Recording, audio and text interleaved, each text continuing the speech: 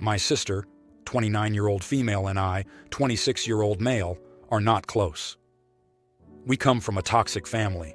We have 3 other siblings neither of us speaks to, and our parents were the overly strict kind of parents who veered into bullying with how tough they would be on us. Nothing was good enough. If we weren't getting A's, we were in trouble. And if we did get A's, but we didn't make any progress in our jobs that we had in high school, we were told that at their age, back in their home country, they were earning enough to help feed their families and were also expected to do well in school. They would also say we had it good. Friends were overrated in my parents' eyes. Being sick was not an excuse to miss anything.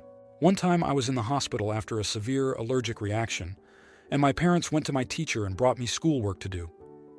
I was 8 years old at the time. Another time I had a really bad flu, and my parents did let me stay home from school. But my B on the test we had the week I went back was a grounding offense. I never had a good relationship with any of my siblings, but my sister has made attempts for us to remain in touch, and she wants a closer relationship with me. But she has her issues left over from our parents that can make her unbearable. She calls herself my elder. Before she got married, she expected my help just because I was a man and she was a woman. We're both married now. My wife and I are expecting our second child. My sister is expecting her first. She invited my wife and me to lunch with her and her husband to announce the news to us and to announce they were having a boy. My sister was not happy. She started complaining that she wanted a family of all girls, and how could God do this to her? She said she'll never be the grandma. She'll always be the dad's mom. And if she's having a boy now, she's probably going to have a family of all boys.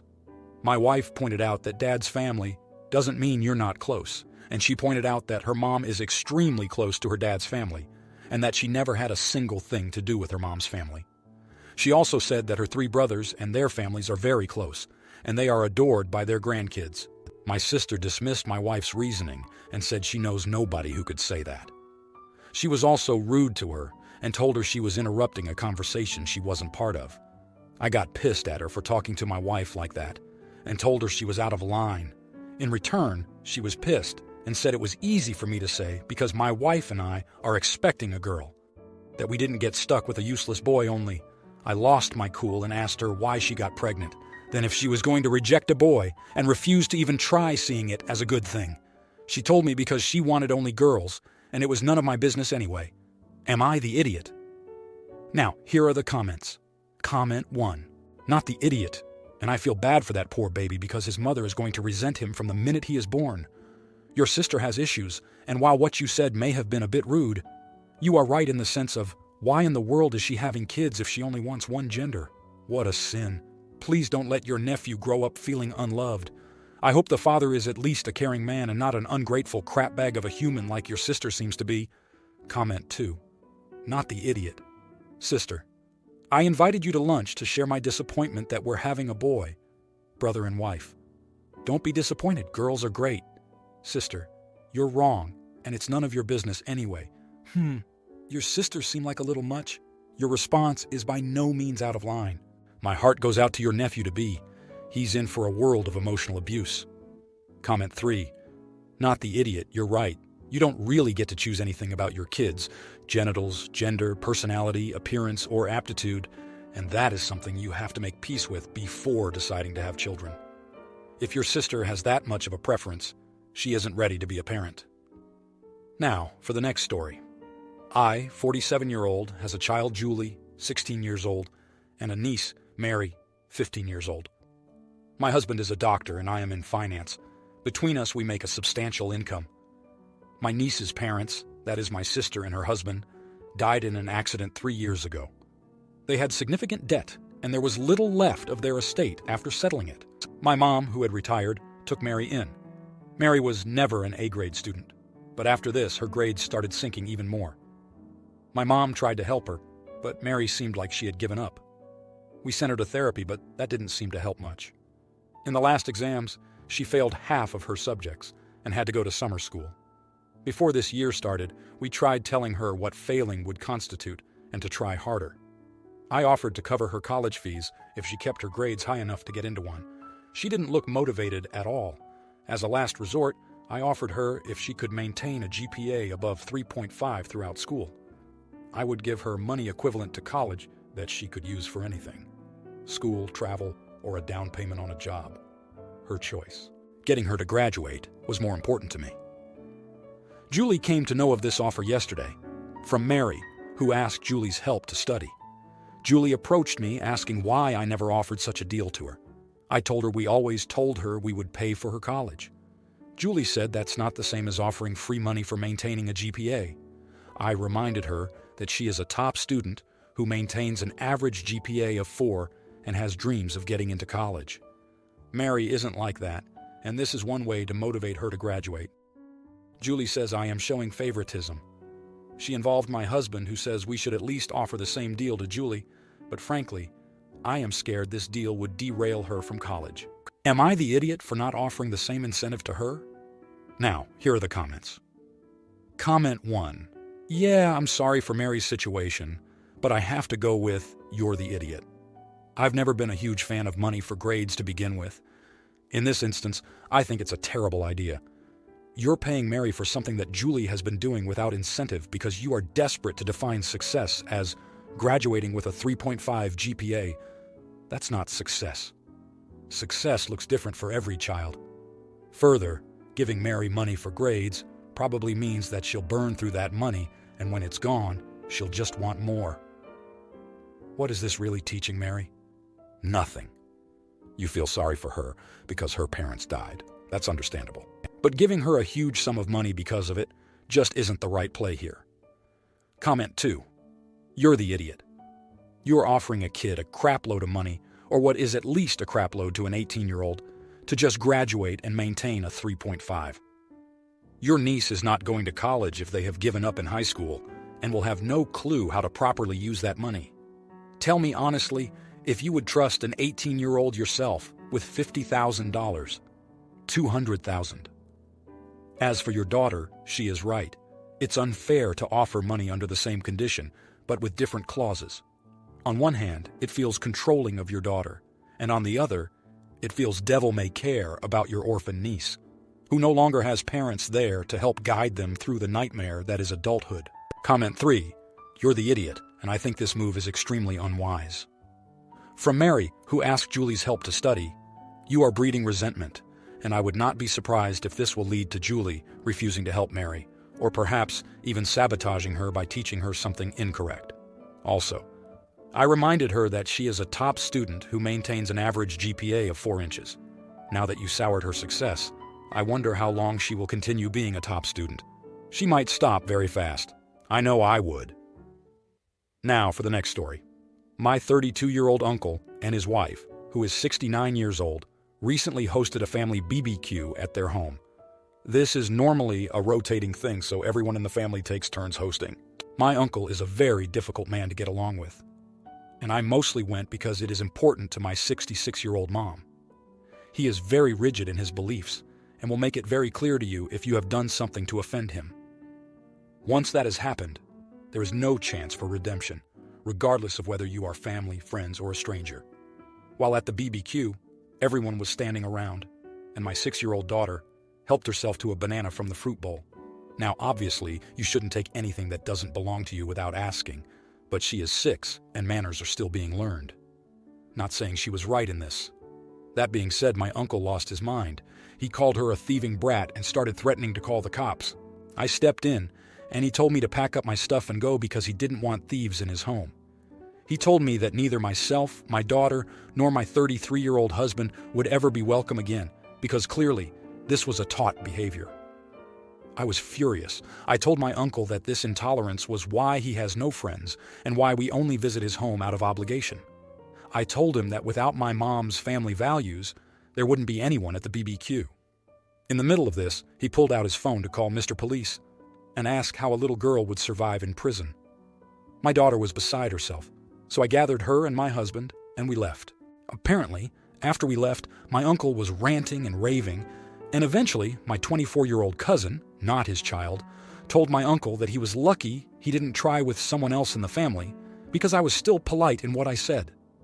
She told him that she refused to eat at the home of someone who thought it is okay to bully a child. As my cousin left, apparently quite a few people followed, and suddenly it was just my uncle and his wife left. His wife has been calling me, telling me that I humiliated him in his own home and I can't expect his generation to be politically correct. She has also told me that he has been moping ever since because he feels like an outcast in the family and that I shouldn't have been so harsh. I am glad I stood up for my daughter, but I never intended for everyone to leave as a result of the banana. Now I wonder if I was too much. Was I the idiot? Now, for the next story. My 26-year-old female, husband, 29-year-old male, and I were invited to my in-laws for dinner yesterday. Everything was going great until my mother-in-law brought up my husband's player phase in high school. My mother-in-law was just jokingly saying, honestly, him in high school, I never thought he would actually settle down with somebody. And my father-in-law was like, yeah, even less with someone like you. I asked him what he meant by that. Both my mother-in-law and husband were then like, please no, in a, oh, he's gonna mess up way. My father-in-law said, well, you weren't exactly his type in high school, you know? My husband tried to make him stop after that, but my father-in-law added, not saying you weren't pretty enough or anything like that, you just wouldn't have caught his eye. I got up from the table and went to the bathroom. I was not even in there for 5 minutes when my husband knocked and told me we were leaving. Once we were home, my husband received a text from his mom saying that my reaction was childish and disrespectful and that we wouldn't be invited again until I apologized. My husband replied that I would only apologize if my father-in-law apologized first. He didn't get an answer, but his sister texted me that I needed to apologize ASAP because I was putting my husband's relationship with his parents at risk over a misunderstanding. Now, here are the comments. Comment 1. My 2 cents.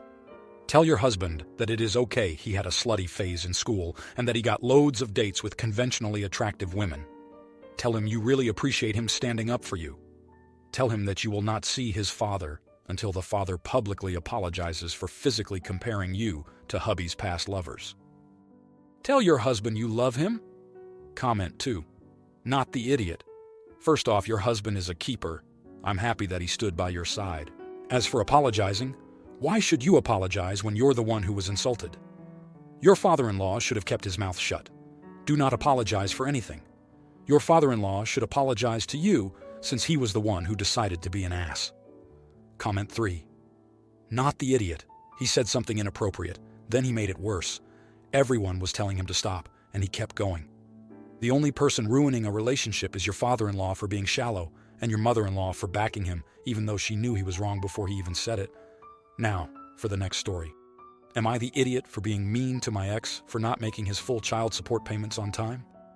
I got pregnant at 28 with my daughter, and her dad ghosted me and ignored every call and text I ever sent. I made an honest effort to track him down so that he could know his daughter and for her to know her father. I even contacted his relatives and was also ignored. I finally gave up after about 3 years because I was a single parent and just needed to move on. Fast forward to her being 5 years old and starting to ask questions on why everyone else has a dad but not her. It was hard for me to answer because I didn't want to stain her mind just in case he starts coming around. I feel father-daughter relationships are important and my opinion of him was not hers. I told her he's working far away and I had lost contact with him. I met my now husband who has 2 boys shortly after she turned 5. We are happy and things are great. The 5-year struggles my daughter and I had are finally behind us. A year later, I was working at a dealership, and guess who walks in? Yep, her deadbeat dad. But not just him. He was with a woman and a little girl and a baby in tow.